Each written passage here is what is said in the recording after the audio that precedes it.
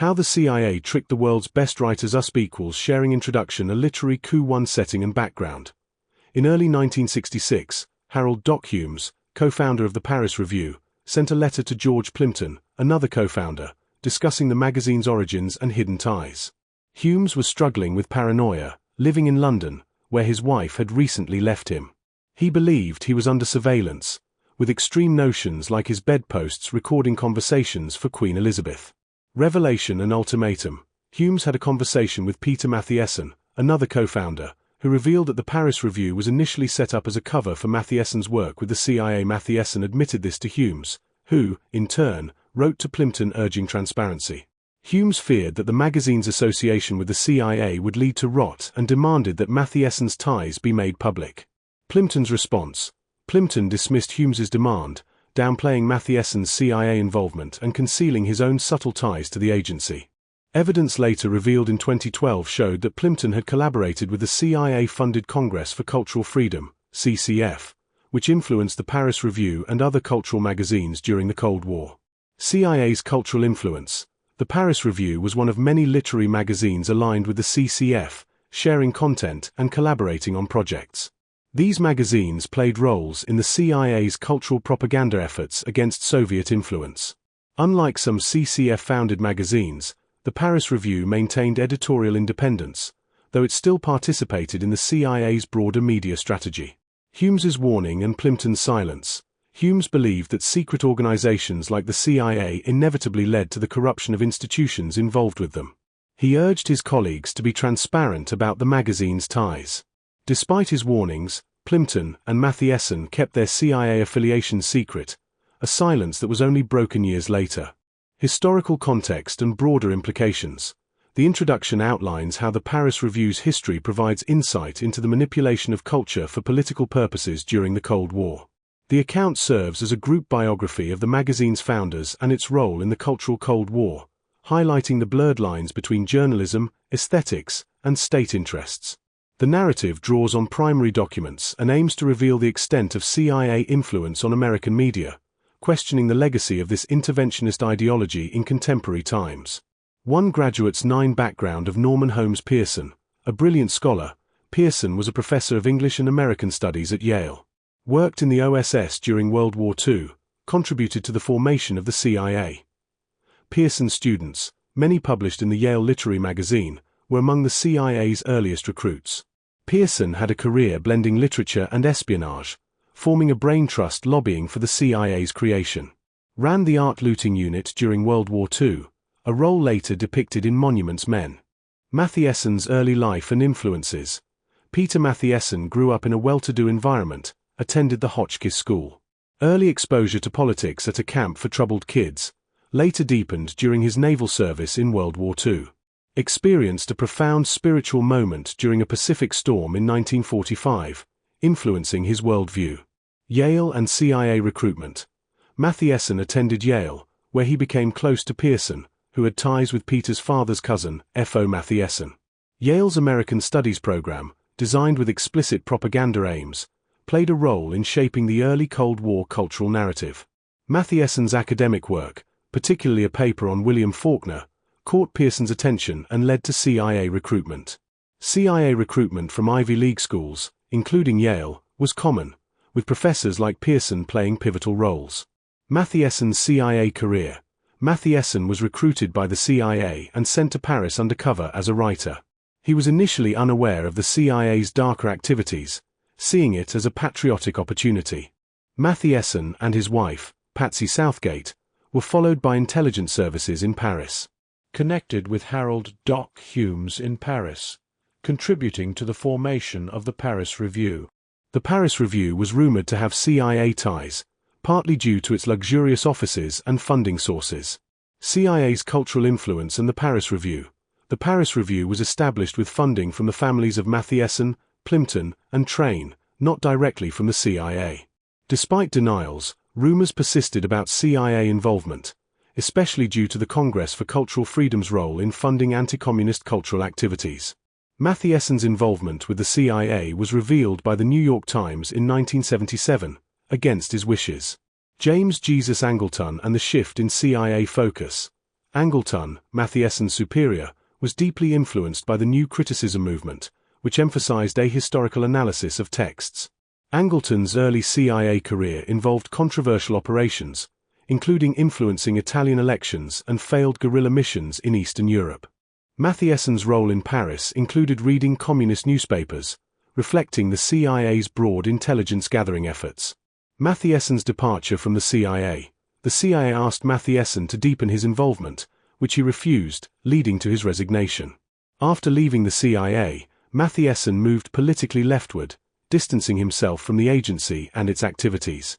The extent of Mathiessen's CIA work remains partially obscure, though he shared some details in an interview with filmmaker Imy Humes. Context of Cold War cultural propaganda. In response to Soviet cultural influence post-WWII, the US saw the need for heightened Cold War cultural propaganda to counter Soviet achievements in Western Europe. This led to the creation of various American organizations aimed at promoting American high culture and using it as a weapon against Soviet influence. Establishment of propaganda bodies. The US government, influenced by George F. Kennan's warnings, formed the Office of Policy Coordination, OPC, which eventually merged into the CIA to create the Directorate of Plans.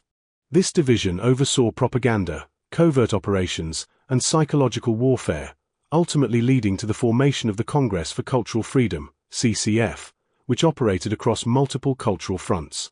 Role of Frank Wisner and the CIA. Frank Wisner, a key figure in American Cold War strategies, led both propaganda efforts and covert operations, including those of the CCF. The CCF had a global reach, influencing intellectuals, artists, and writers, steering them away from Marxism and communism towards American values. CIA's cultural strategy. The CIA used culture as a tool of soft power, sponsoring American cultural expressions that were apolitical or supportive of American ideals, such as abstract expressionism. This art form was used to counter Soviet social realism, which had been openly supported by the US during the New Deal era but was now seen as a tool of the enemy. Covert operations in publishing. The CIA and its affiliates secretly funded and influenced various cultural and intellectual publications, ensuring that their editorial lines aligned with American anti-communist objectives.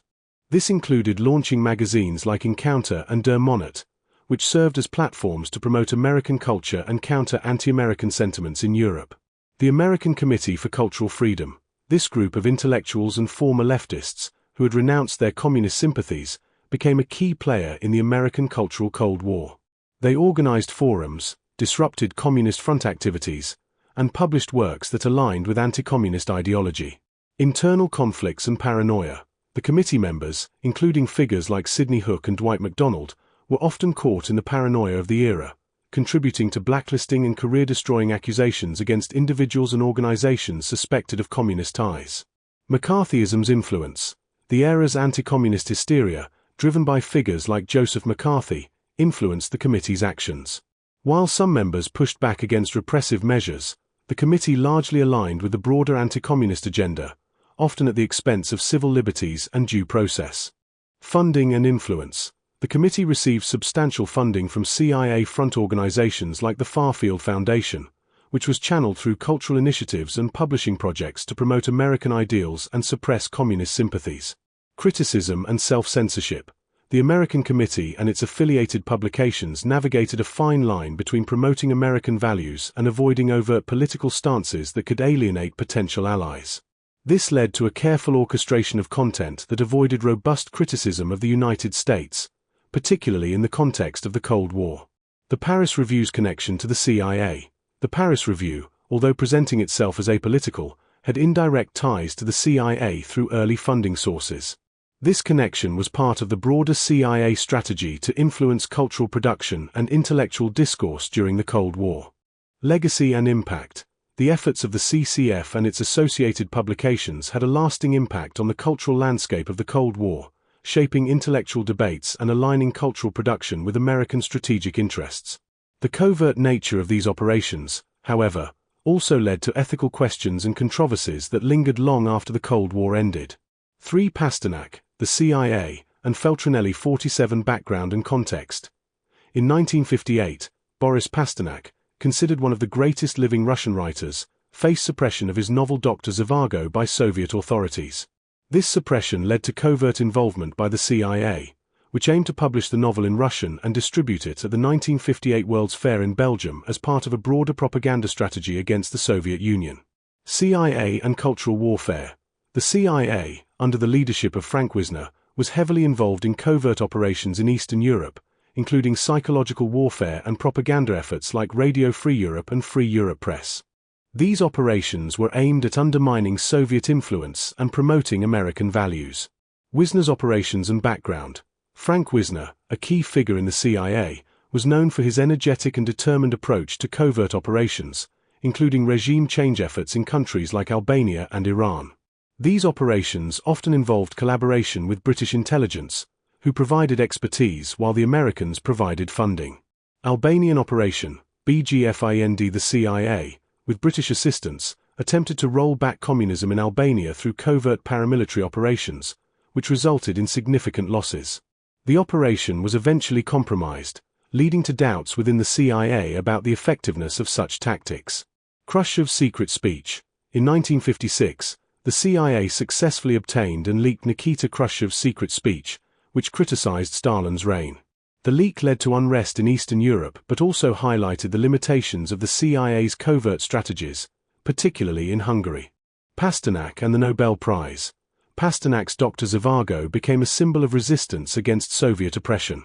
The CIA saw the novel as a powerful propaganda tool and sought to ensure its publication and distribution, despite Soviet efforts to suppress it. Pasternak was coerced by Soviet authorities to refuse the Nobel Prize in 1958, an event that further fueled the international controversy.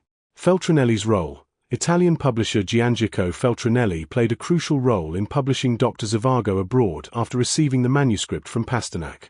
Despite Soviet pressure, Feltrinelli refused to return the manuscript and proceeded with publication, leading to widespread international attention.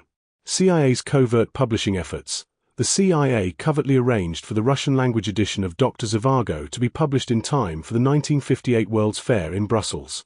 This edition was distributed to Russian visitors as part of a broader effort to embarrass the Soviet Union and promote Western values.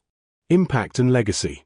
The CIA's involvement in the Pasternak affair highlighted the complex interplay between culture, propaganda, and Cold War politics. While the operation was successful in spreading Dr. Zhivago worldwide, it also exposed the ethical and legal challenges of using literature as a tool of covert warfare. Long-term effects. The Pasternak operation led to the CIA launching similar efforts to distribute banned books within the Soviet Union, although these actions were not without controversy and risk to those involved, including Pasternak himself. For the Paris Review goes to Moscow 69. Background and setting.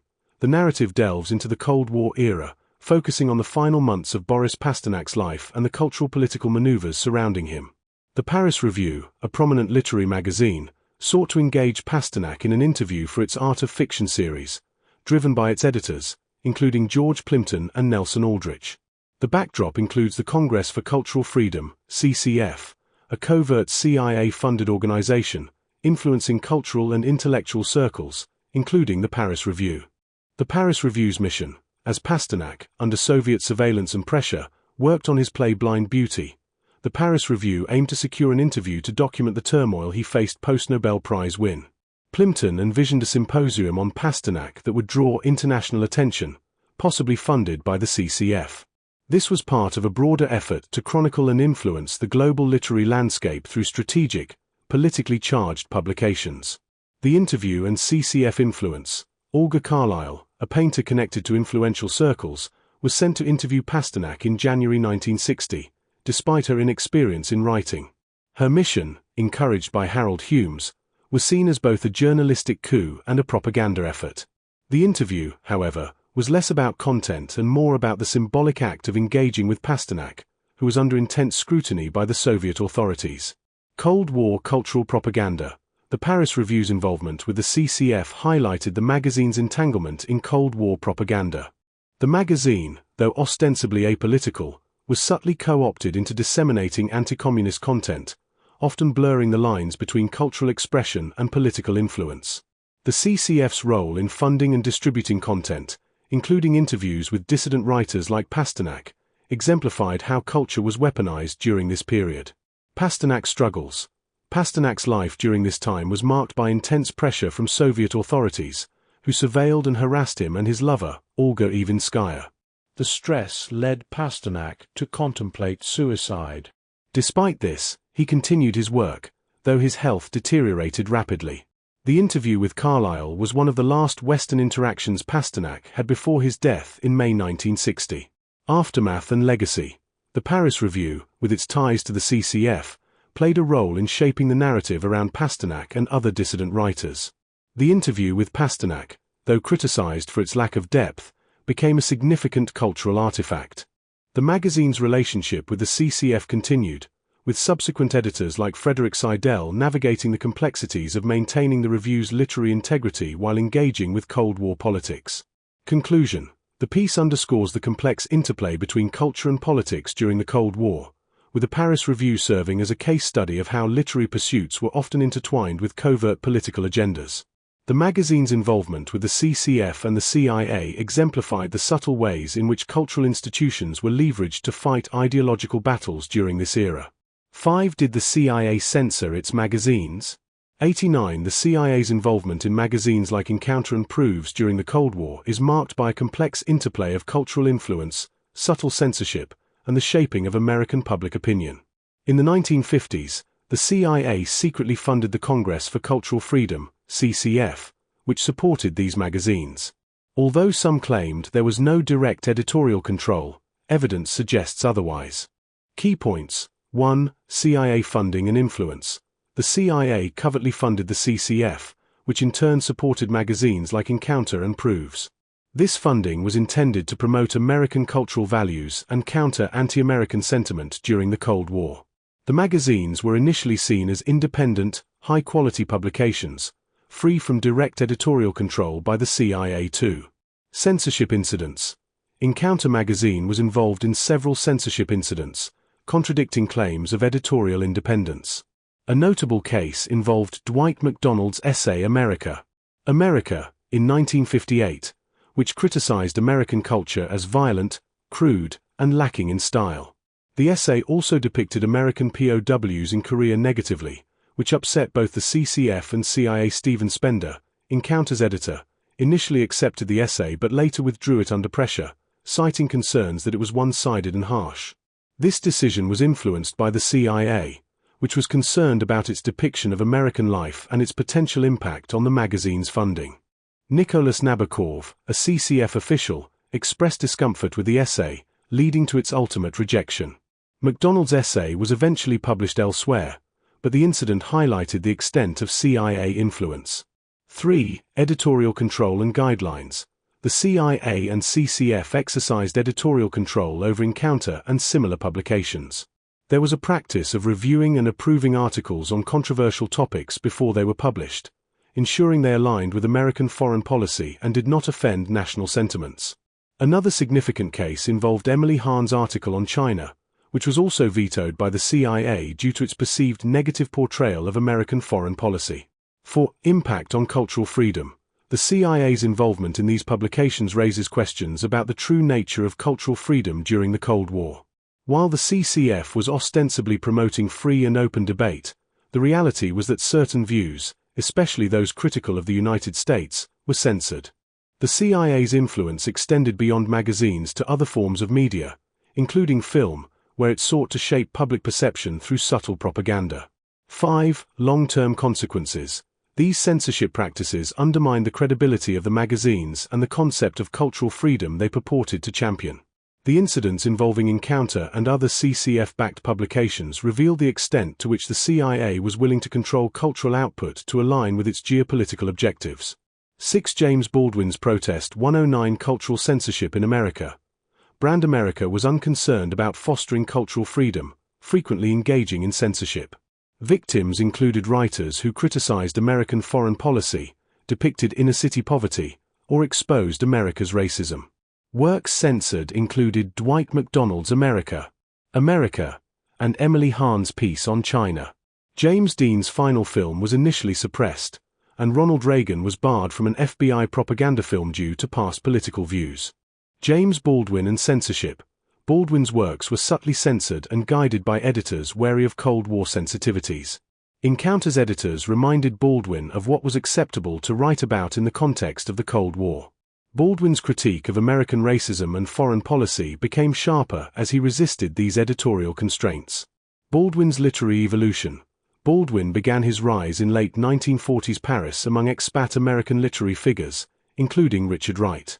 His essay Everybody's Protest novel critiqued both Harriet Beecher Stowe's Uncle Tom's Cabin and Wright's Native Son. Baldwin argued that both works failed to capture the true complexity of black experiences, portraying black characters as either overly sentimental or violent. Encounter with anti-communism. Baldwin's works were often shaped by anti-communist sentiments in American cultural institutions. His inclusion in Sol Stein's Beacon Press lineup was influenced by Baldwin's early anti-communist stance. Baldwin's essay Princes and Powers, covering the Paris Congress of Black Writers and Artists, was criticized by Stein for its perceived inaccuracies and moral equivalency. Tension with editors and publishers. Stein reprimanded Baldwin for his writing style and political views, specifically regarding Baldwin's coverage of Du Bois's exclusion from the Paris Congress. Baldwin faced editorial pressure to conform to pro-American narratives, especially in publications funded or influenced by the CIA civil rights era and Baldwin's role. Baldwin became a prominent literary voice in the civil rights movement, highlighted by his public criticism of racial injustice. He increasingly took on the role of denouncing American racism, questioning the effectiveness of nonviolence and the complicity of white liberals like William Faulkner. Baldwin's public stance on race drew surveillance from the FBI, which saw him as a potential communist sympathizer. Surveillance and suppression. Baldwin was monitored by the FBI, with agents taking notes on his activities and movements. His growing radicalism and critique of American society led to further suppression of his works in mainstream media. Baldwin's impact on civil rights. Baldwin's influence extended to younger activists like Stokely Carmichael, who were inspired by his critique of American racism. His writings and public speeches contributed to the broader civil rights movement, challenging both the American government and white society to address systemic racism. Government reaction to civil rights activism. The Kennedy administration began to recognize the importance of civil rights as a global issue, influenced in part by activists like Baldwin. Kennedy's speech on civil rights highlighted the need for America to address its racial issues, both domestically and in terms of its international image. Baldwin's legacy. Despite facing censorship and surveillance, Baldwin's work remained influential in exposing the deep racial divides in America. His critique of both black and white perspectives on race helped shape the civil rights discourse, and his influence continues to be felt in contemporary discussions on race and justice. 7 Into India 129 Historical context. The passage reflects on the dynamics of colonialism, nationalism, and the rise of non-aligned movements post-World War II, with a specific focus on India's struggle for independence and subsequent political developments. Jayaprakash Narayan's role. Jayaprakash Narayan, an Indian socialist who later embraced Gandhian principles, played a significant role in land reform through the Budden movement, where wealthy landowners voluntarily donated land to the poor.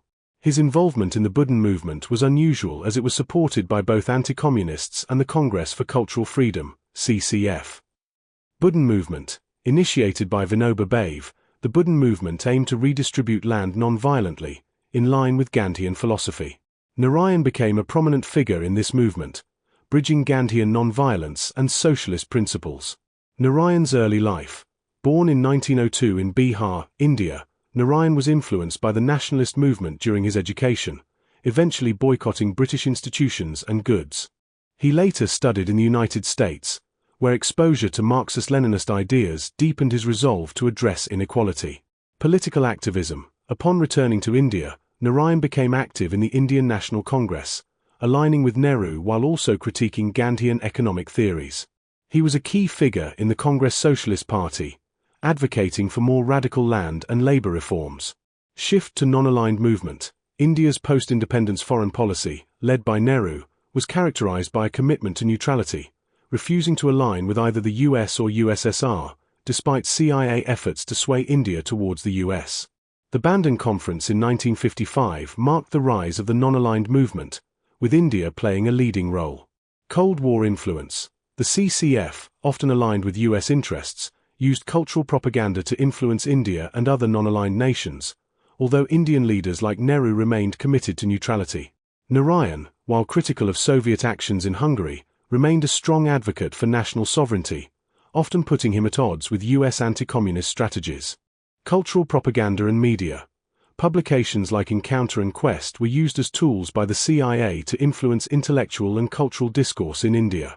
The passage details how these publications, despite their Western funding, sought to align with Indian intellectual and political movements, albeit with underlying Western agendas. Critique of Western influence. The text critiques the Western portrayal of poverty in the developing world, often used to justify cultural and political interventions. Western and Soviet powers both exploited poverty for their ideological battles, with little genuine effort to address the root causes. Jayaprakash Narayan's legacy. Narayan is portrayed as a complex figure, deeply involved in both grassroots activism and larger political struggles, navigating the tensions between Gandhian nonviolence and Marxist radicalism. His efforts in the Buddha movement and critiques of both Western and Soviet interventions underscore his commitment to Indian sovereignty and social justice. 8. The U.S. coup in Guatemala. 151 incident with Richard Nixon, 1958. During a goodwill tour in Latin America, Vice President Richard Nixon was attacked by a mob in Caracas. The attack reflected deep-seated resentment toward U.S. policies in the region. Costa Rica's former president, José Figueres Ferrer, explained to the U.S. Senate that the hostility was due to U.S. support for oppressive regimes in Latin America. Figueres' critique of U.S. policy. Figueres criticized the U.S. for supporting dictatorships while promoting human rights elsewhere. He cited the example of the U.S. honoring Venezuela's secret police chief Pedro Estrada, responsible for numerous atrocities. Despite his public critique, Figueres was involved in a CIA-sponsored magazine project aimed at influencing Latin American intellectuals, though it was marred by internal conflicts over editorial freedom. Background on Guatemala and United Fruit Company. The U.S. supported the United Fruit Company in Guatemala, where it benefited from low taxes and poor working conditions under dictator Jorge Ubico. Jacobo Arbenz, elected in 1950, implemented land reforms that threatened United Fruit's interests, leading the company to seek U.S. government intervention. The 1954 coup, Operation Success. The CIA orchestrated the coup to overthrow Arbenz, citing anti-communism as a pretext, though the real motive was to protect United Fruit's financial interests. Arbenz's attempts to arm Guatemala against the coup, including purchasing weapons from Czechoslovakia, were used by the U.S. to justify the intervention. The coup was executed with the help of propaganda, disinformation, and military actions, leading to Arbenz's resignation and exile. Consequences of the coup. The coup installed Carlos Castillo Armas as the new leader, who initiated a brutal repression that lasted for decades, resulting in widespread violence and the deaths of 200,000 people during the ensuing civil war. The coup radicalized anti-American sentiment in Latin America, influencing figures like Che Guevara and contributing to the rise of anti-imperialist and Marxist movements. Impact on culture and media. The coup had a significant impact on Latin American literature, with repression and censorship stifling dissent and creativity. CIA-sponsored media played a role in shaping public opinion, both in Latin America and the United States, often distorting the truth to justify U.S. actions. Long-term effects and apology. The coup left a lasting scar on Guatemala, with decades of violence and instability. In 2011, Guatemalan President Álvaro Colom formally apologized for the coup, acknowledging its devastating impact on the country's democratic development. 9. Cuba. A portrait by Figueres, Plimpton, Hemingway, Garcia Marquez, Part 1 161-1. Introduction to the context. The document is set against the backdrop of the Cold War and the ideological struggle between the U.S. and communism, particularly in Latin America. The narrative opens with a quote from Jorge Luis Borges, emphasizing the unique perspective of the author. 2. José Figueres Ferrer, Don Pepe, and Comate magazine. Former Costa Rican President José Figueres Ferrer, alongside Norman Thomas from the American Committee, launched Comate, a magazine aimed at promoting social democracy and opposing communism in Latin America. Comate was intended as a manual for social democracy in Spanish-speaking countries. 3. Sasha Volman and CIA involvement. Volman, volatile but influential, worked closely with the Free Europe Committee, a CIA front, before shifting focus to Latin America. 4. Caribbean Legion and anti-communist interventions. The Caribbean Legion, a group of social democrats and anti-communists, sought to overthrow right-wing dictators in Latin America, often against U.S. interests. Key figures included Juan José Arevalo, Guatemala; Ramon Grau San Martin, Cuba; Romulo Betancourt, Venezuela; and Juan Bosch, Dominican Republic. 5. La Lucha and Figueres's reforms in Costa Rica. Figueres led a successful civil war in Costa Rica, resulting in progressive reforms, including women's suffrage, anti-racism measures, and nationalization of certain industries. He abolished the military, solidifying Costa Rica's reputation as the Switzerland of the Americas. 6. CIA's role in COMATE and political education. COMATE was funded by the CIA through the Kaplan Fund and linked to a political training school in Costa Rica. Despite the CIA's anti-communist agenda, the school faced challenges with students who were critical of U.S. interventions in Latin America. 7. Censorship and control of COMATE by the CIA. The CIA imposed strict censorship on COMATE, delaying its launch and controlling its content. Figueres and his collaborators struggled with the lack of financial independence and the editorial control exerted by the CIA. 8. Norman Thomas's cautious optimism about the Cuban Revolution. Thomas expressed cautious support for the Cuban Revolution but was critical of the lack of due process in trials against Batista's soldiers.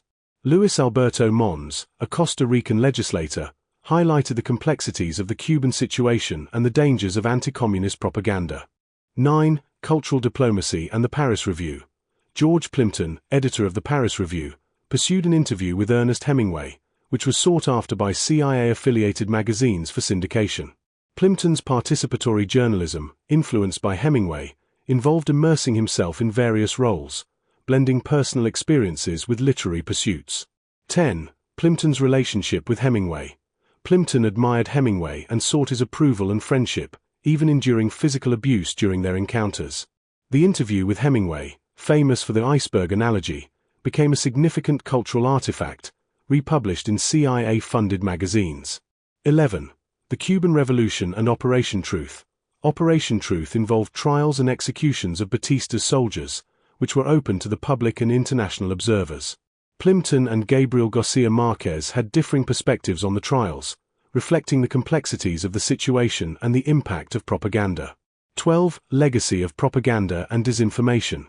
The narrative discusses the long-term effects of U.S. propaganda in shaping perceptions of figures like Che Guevara and Garcia Marquez. The document highlights the distortions and challenges in understanding the true nature of events in Cuba and the broader Latin American context. 10. Cuba. A Portrait by Plimpton, Hemingway and Garcia Marquez. Part 2 181-1. Nixon's Latin America trip. 1958. Kennedy criticized Nixon's failure to recognize that Cuba's economic struggles would lead to trouble, which Nixon ignored during his 1958 Latin American trip. 2. Bay of Pigs invasion. The invasion was a covert operation planned under Eisenhower and inherited by Kennedy.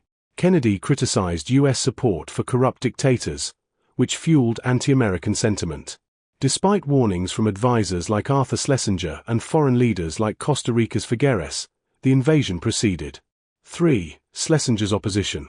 Schlesinger warned that the invasion would damage global goodwill towards Kennedy's new administration, but later suggested an alternative violent operation.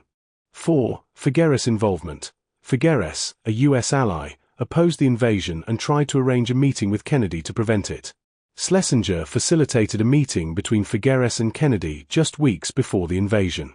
5. Invasion planning. The New York Times leaked that the U.S. was training an exile army in Guatemala. CIA plans were compromised due to poor security, with details overheard in Florida hotels. 6. Kennedy's skepticism. Kennedy scaled back the invasion by changing the landing site and limiting U.S. air support. The CIA underestimated his commitment to these limitations, leading to confusion among Cuban exiles. 7. Plimpton and Hemingway's correspondence. Plimpton attempted to sway Hemingway to criticize Cuba's alignment with the Soviet Union. Hemingway, while supportive of the Cuban Revolution, was wary of its Soviet connections but refused to condemn it. 8. Hemingway's ties to Cuba. Hemingway donated to the Cuban Communist Party and supported the revolution publicly. He faced U.S. pressure to leave Cuba, which he resisted fiercely. 9. Prensa Latina and Garcia Marquez. Inspired by Operation Truth, Garcia Marquez joined Cuba's media conglomerate, Prensa Latina, working alongside Jorge Massetti and Rodolfo Walsh. They decoded a CIA telex revealing the Bay of Pigs invasion plan but found the Cuban government was already aware. 10. Bay of Pigs outcome. The invasion failed, with Castro's forces quickly defeating the invaders. The U.S. was exposed for its role, damaging Kennedy's and the U.S.'s credibility. 11. Aftermath and propaganda. The CIA continued covert actions against Cuba, including launching a new magazine promoting Fidelismo sin Fidel. Despite this, Castro's popularity and U.S. failures led to further disillusionment with overt propaganda. 12. Hemingway's suicide. Hemingway shot himself 3 months after the Bay of Pigs. He had been hounded by the FBI, which contributed to his mental health decline and eventual suicide. 13. Hemingway's legacy. FBI surveillance, alongside Cold War propaganda pressures, played a role in Hemingway's tragic end. The broader context reflects the U.S.'s flawed strategies in its Cold War propaganda and covert operations. 11 tools rush in. Pablo Neruda, Mundo Nuevo, and Keith Botsford. 191 Keith Botsford's role. Botsford was a writer, editor, and CIA collaborator. He was involved in cultural operations aimed at countering leftist influence, particularly targeting figures like Pablo Neruda. Robert Lowell's South America trip. In 1962, the poet Robert Lowell was sent on a CCF-sponsored tour of South America to counteract Neruda's influence. Lowell, who struggled with bipolar disorder, experienced a mental breakdown during the trip, leading to disruptive behavior, including insulting local officials and excessive drinking. Botsford, who was supposed to manage Lowell, eventually left him in Argentina, exacerbating the situation. CIA's cultural manipulations. The CIA, through the CCF, sought to undermine leftist cultural figures by spreading rumors, denying financial support, and launching smear campaigns. For example, they tried to discredit Neruda by linking him to Stalin and the 1940 attempt to assassinate Trotsky. Mundo Nuevo magazine. The CIA launched the magazine Mundo Nuevo in an effort to engage and influence Latin American intellectuals. Edited by Emir Rodriguez Monegal, it aimed to bridge the political spectrum but was marred by rumors of CIA funding. Despite this, it published works by notable figures like Gabriel Garcia Marquez and Pablo Neruda. Impact on Latin American literature. The CIA's involvement in cultural activities coincided with the Latin American boom, a period of flourishing literature. While the CIA claimed to support this movement, many writers, including Garcia Marquez, were wary of the agency's influence. Pablo Neruda's experience. Neruda, a well-known communist poet, was targeted by the CIA and CCF. Despite this, he was eventually invited to the U.S. for a PEN conference in 1966, where he criticized American policies, particularly the Vietnam War. Cultural penetration of PEN. The CIA and CCF successfully infiltrated the PEN organization, which was supposed to represent global literary freedom. This allowed them to control the narrative at literary conferences, particularly against Soviet influence. Botsford's cultural operations. Botsford played a significant role in the CCF's operations in Latin America and Europe, including managing the PEN conferences and dealing with the fallout from CIA-backed coups in countries like Brazil and Guatemala. Long-term effects. The CIA's cultural interventions left a lasting impact on Latin American literature and its global perception, with writers often caught between the agency's manipulations and their own ideological commitments. 12. The Vital Center cannot hold 2131965 inspiration. Gabriel Garcia Marquez and his wife Mercedes were on a drive to Acapulco when Garbo realized how to write 100 Years of Solitude. They turned around and returned to Mexico City. Writing style. Garbo decided to adopt his grandmother's storytelling style, straight-faced, believing in the story himself, which he hadn't done in previous attempts. Family and responsibilities. At the time, Garcia Marquez had 2 sons, Rodrigo and Gonzalo. The family was under significant financial strain during the writing of the novel. Writing process. Garcia Marquez secluded himself in his mafia cave in Mexico City, working on the novel for 18 months, leaving Mercedes to manage their household and debts. Financial struggles. The family fell $10,000 into debt, even lacking money for basic necessities and to send the manuscript to publishers. Mercedes negotiated with their landlord to delay rent payments. Manuscript completion. Garcia Marquez completed a 1,300-page manuscript, working in intense 8-hour shifts. He was determined to make the novel successful, driven by the sacrifices his wife had made. Influences. One of the iconic scenes in the novel, involving executions, was inspired by an execution Garcia Marquez may have witnessed in Cuba. Historical reference. The novel incorporates the real-life atrocity committed by the United Fruit Company in Colombia, a massacre Garcia Marquez had heard about growing up. Publishing struggles. Garcia Marquez faced rejection from several publishers, including Editorial Los Ada and Carlos Barrel's assistant, before Editorial Sudamerica accepted the manuscript. Literary influence. The novel was excerpted in various magazines, including those affiliated with the CIA's propaganda front, Mundo Nuevo, causing Garcia Marquez to be wary. Mundo Nuevo's role. The magazine Mundo Nuevo played a key role in promoting the book, despite its CIA ties, running work from major Latin American and global literary figures. Cultural significance of magazines. In Latin America, literary magazines held a unique cultural importance, serving as the public square and democratic infrastructure in a region with limited book publishing. CIA's literary propaganda.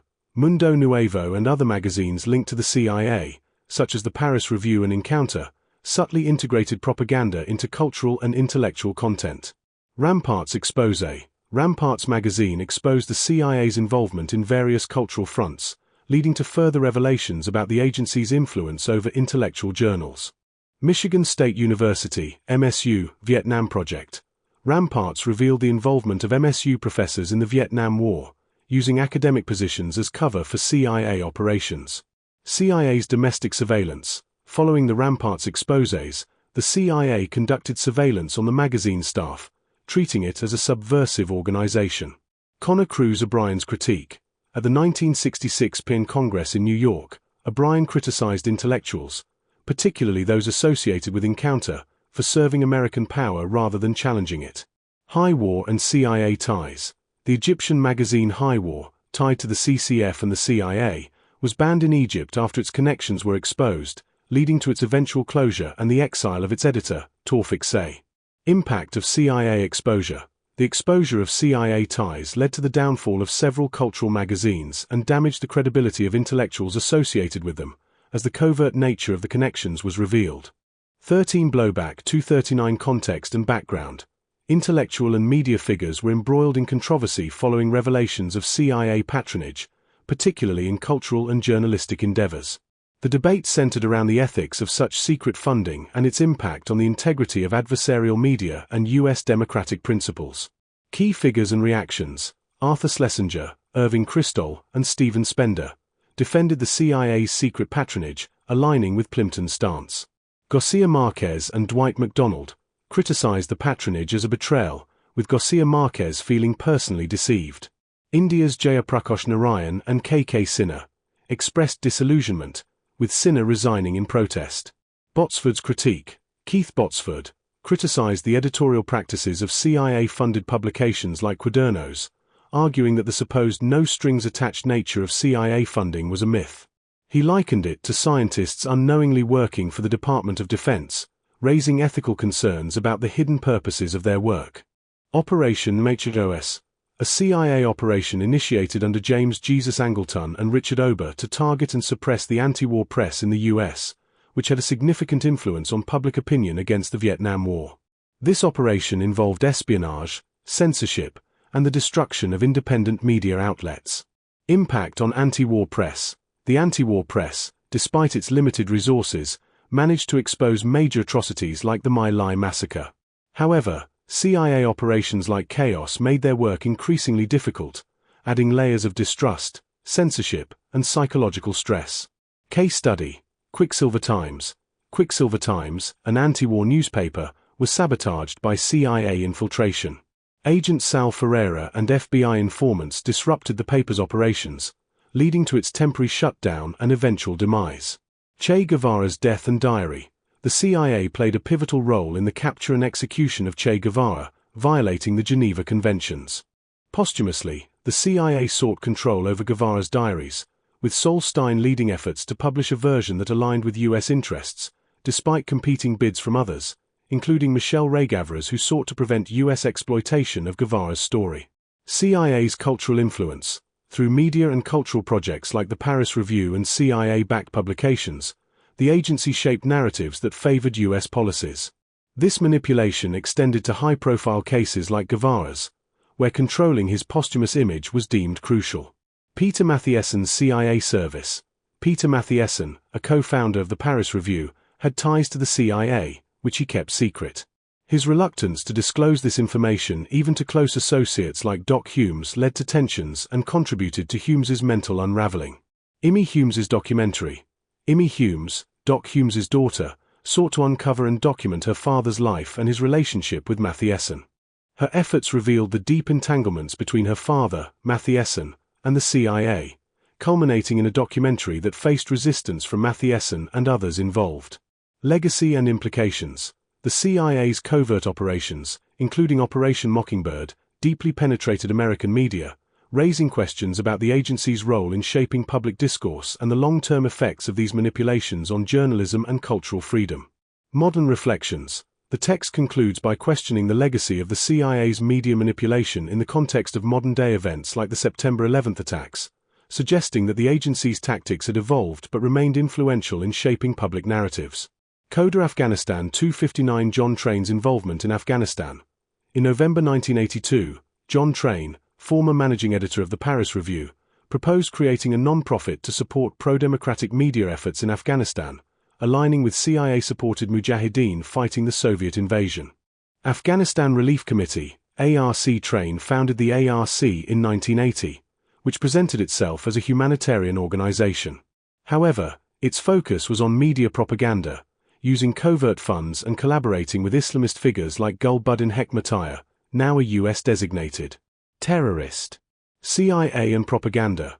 Train's efforts were part of a broader CIA strategy that began before the Soviet invasion, aimed at using radical Islamists to destabilize Soviet influence in Afghanistan, contradicting the official narrative that US involvement began after the invasion.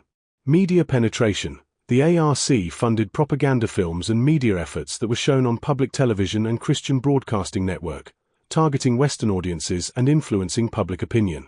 The media campaigns aimed to replicate the anti-Soviet sentiment that contributed to the US withdrawal from Vietnam. Afghanistan's history and US involvement. The US had long been involved in Afghanistan, with the Asia Foundation, a CIA front, operating there since the late 1950s.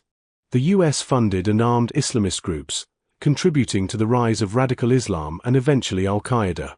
Soviet provocation. Zbigniew Brzezinski, US National Security Advisor, admitted that US support for Afghan rebels was designed to provoke a Soviet invasion, contradicting earlier narratives that the US reacted to Soviet aggression rather than instigating it. Post-Soviet Afghanistan. After the Soviet withdrawal, the various CIA-backed factions turned against each other, leading to further chaos and the establishment of Afghanistan as a breeding ground for global jihadist movements.